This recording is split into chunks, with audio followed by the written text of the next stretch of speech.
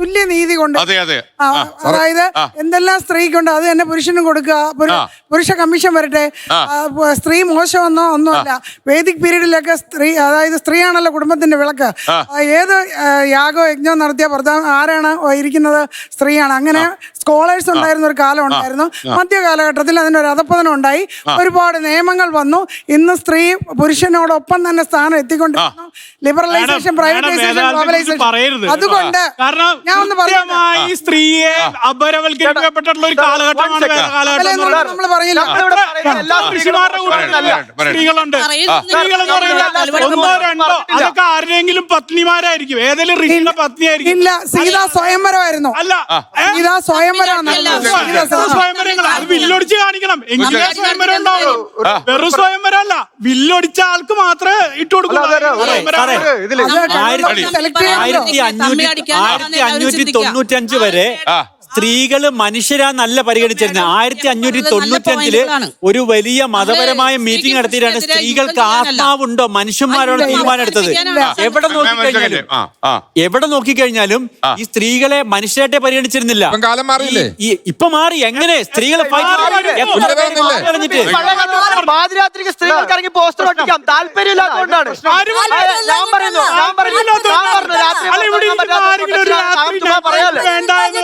പറയാത്ത കാര്യം പറഞ്ഞു വളച്ചോടിക്കാൻ നാണമില്ലല്ലോ.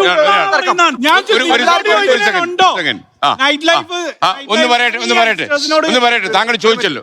എന്നെ സംബന്ധിച്ചിടത്തോളം സ്ത്രീയും പുരുഷനും അദ്ദേഹം പറഞ്ഞ പോലെ ഒരേ തൂവൽ പക്ഷികളാണ്. എനിക്ക് എന്റെ പുരുഷനില്ലാതെ എനിക്ക് ജീവിക്കാൻ പറ്റില്ല. എൻ്റെ ഭർത്താവിൻ്റെ വീട്, ഭർത്താവിൻ്റെ ബന്ധുക്കൾ, എൻ്റെ മകൻ, എൻ്റെ മരുമകള്, ഇതെല്ലാമാണ് എനിക്ക് ഏറ്റവും പ്രിയപ്പെട്ടത്. നിങ്ങൾ പലരും പറഞ്ഞു കേട്ടു ചെന്ന് കയറുന്ന വീട്, ചെന്ന് കയറുന്ന വീട്. ഞാനും ചെന്ന് കയറിയ ഒരു വീട്ടിൽ ജീവിച്ചവളാണ്. എന്താ ഈ ചെന്ന് കയറുന്ന വീട്? സ്വന്തം വീടാണത്. എൻ്റെ എന്ന് കരുതി അവിടെ ഒരു പ്രശ്നമില്ല. അന്യന്റെ ആയിട്ട് കാണുമ്പോഴാണ് അവിടെ ഒക്കെ പ്രശ്നം. തൊട്ടതും സൂക്ഷിക്കണേ. അന്യനായിട്ട് പ്ലീസ് മാഡം, നിങ്ങൾ സംസാരിക്കുമ്പോ ഞാൻ സംസാരിച്ചിട്ടില്ല. ഞാനൊരു എക്സ്ക്യൂസ് പറഞ്ഞിട്ട് നിങ്ങളോട് ചോദിച്ചിട്ട് അനുവാദം ചോദിച്ചിട്ടാണ് ഞാൻ സംസാരിക്കുന്നത്. ഇവിടെ നമ്മൾ പരസ്പരം എത്രത്തോളം അന്യരാകുന്നു അത്രത്തോളം നമ്മളുടെ ഇടയിൽ പ്രശ്നങ്ങൾ കൂടും. എന്റേതെന്ന് കരുതിയാൽ അത് ഇവിടെ എന്തും, പ്രത്യേകിച്ച് എനിക്ക് തോന്നുന്നു ഞാനൊരു സ്ത്രീയായ കാരണം സ്ത്രീയുടെ മനഃശാസ്ത്രം എനിക്കറിയാം. എനിക്ക് എല്ലാം ഞാൻ എന്ന ചിന്ത വിട്ടിട്ട് നമ്മൾ എല്ലാം നമ്മുടെ എൻ്റെ പ്രിയപ്പെട്ടതാണെന്നൊന്ന് കരുതി നോക്കൂ. നമ്മൾ ഒരിക്കലും അടുക്കളപ്പണി ചെയ്തതിന് കണക്ക് പറയില്ല. നമ്മൾ ഒരിക്കലും ജോലിക്ക് പോയതിന് കണക്ക് പറയില്ല. നമ്മൾ ഭർത്താവിനെ നോക്കിയതിന്, ഭർത്താവിൻ്റെ മാതാപിതാക്കളെ നോക്കിയതിന്, നമ്മളുടെ മാതാപിതാക്കളെ സംരക്ഷിച്ചതിന് നമ്മൾ കണക്ക് പറയില്ല. ഇത് അന്യൻ്റെതായിട്ട് കാണുമ്പോഴാണ് നമ്മൾ കണക്ക് വീടുകളിലെ. ഒരു മിനിറ്റ്, ഞാൻ താങ്കളോട് പറയുന്നത് വിഷപ്പാമ്പ് വെക്കാൻ സൂക്ഷിക്കണം. ഇതൊക്കെ ചെയ്താൽ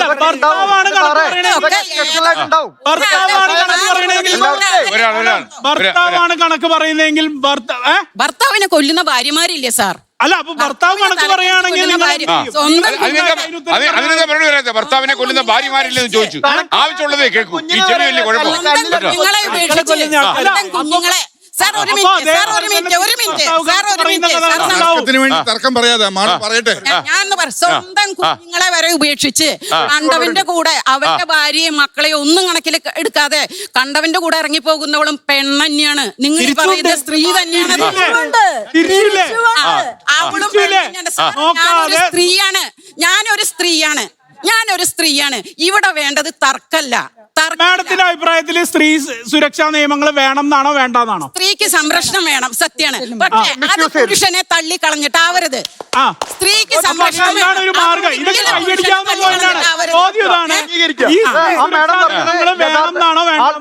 ഇത് കുരുട്ട് ചോദ്യം.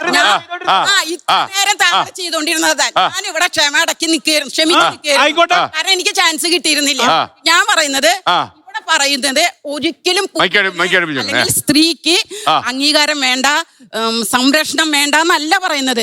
പുരുഷനെ തള്ളിക്കളയരുതെന്നാണ് പറയുന്നത്. മിസ്യൂസ് ചെയ്യരുത്. ഈ നിയമങ്ങൾ ഉണ്ടെങ്കിൽ ഞാനൊരു കാര്യം ചോദിക്കട്ടെ. ഞാനും വിവാഹം കഴിച്ച് ജീവിക്കുന്ന ഒരാളാണ്. ഒരു മിനിറ്റ് മാഡം പറയട്ടെ. മാഡം പറയാൻ പോകുന്ന കാര്യം മനസ്സിലായി. ഞാനും വിവാഹം കഴിച്ച് ജീവിക്കുന്ന ഒരാളാണ്. പറയട്ടെ. അല്ലല്ല പറയട്ടെ. ഈ മേഡത്തിന്റെ ചിന്താഗതിയുള്ള ഇപ്പോൾ ഈ പറഞ്ഞ മേഡത്തിന്റെ ചിന്താഗതിയുള്ള ഒരുപാട് സ്ത്രീകൾ വരട്ടെ എന്ന് ഞാൻ ആശംസിക്കുകയാണ്. കാരണം എന്തറിയോ, അതാണ് വേണ്ടത്. അതാണ് വേണ്ടത്. കാരണം ഇതൊരു ജെൻഡർ, ഇതൊരു നമ്മൾ തർക്കിക്കേണ്ട വിഷയം ആണ്, പെണ്ണെന്നുള്ള വിഷയമല്ല.